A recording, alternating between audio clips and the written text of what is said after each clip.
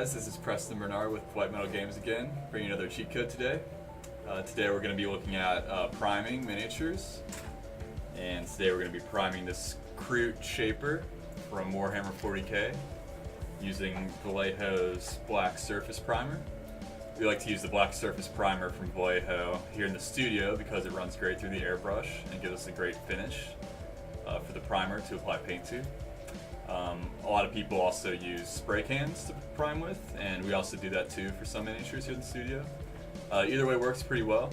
We're going to be using the surface primer through the airbrush today just so we can videotape it, and also it's better to use that indoors. You definitely don't want to be spraying your spray can indoors. So the benefits of using this surface primer indoors is that you can cut out of any of the variables that you might run into when you're working with a spray can outdoors, such as humidity and temperature can get in the way of making the spray can work properly. It might make your mist and this paint application kind of sandy or misty or splotchy. And so if you prime indoors, you can regulate the temperature and the humidity a lot easier and get a better result that way.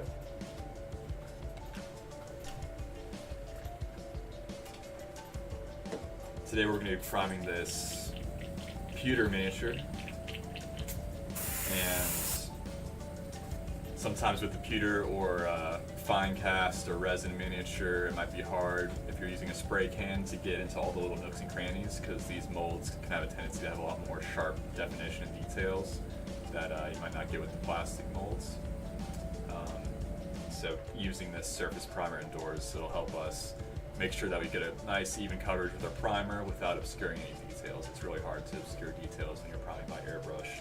Unlike if you're using a spray can, you can run into the risk of over priming and obscuring some of the more finer details in the model.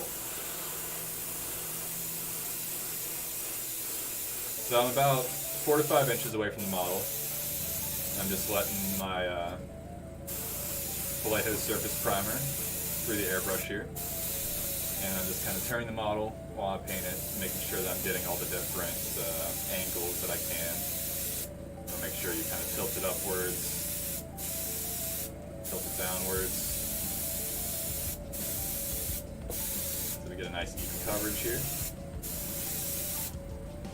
And it's good to do this when you have a room with some nice ventilation in it, because unlike the acrylic paint that we normally use for miniature painting, this stuff isn't that good to breathe in, so you want to make sure you're at least wearing some kind of face protection if you don't have good ventilation.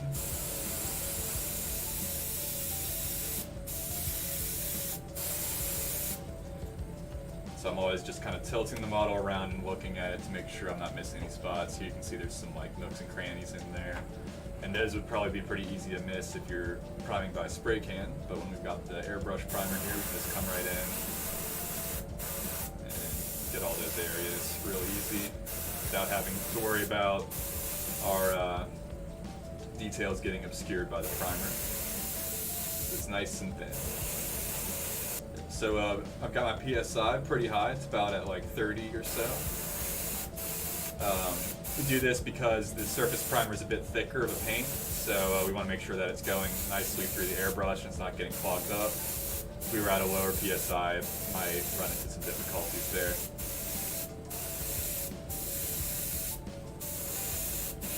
So a lot of times after we're done priming our pewter miniatures here in the studio, we'll take the time to do a coat of varnish, and this will just protect the model even more from chipping.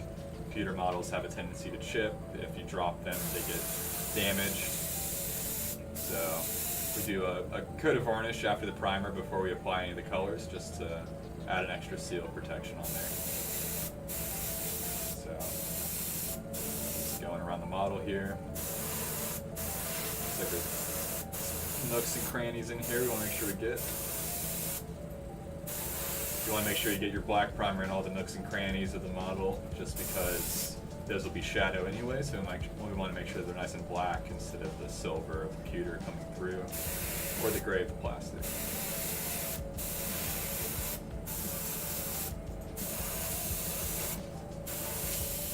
Alright, there we go. That's one finished Crute Shaper, ready for pre-shading or base coating, depending on what you're going to do. And next we can varnish them to make sure that he doesn't ship. So thanks for tuning in, guys. Hope you guys enjoyed the video of appreciating minis using airbrush primer. And until next time, put your minis where your mouth is.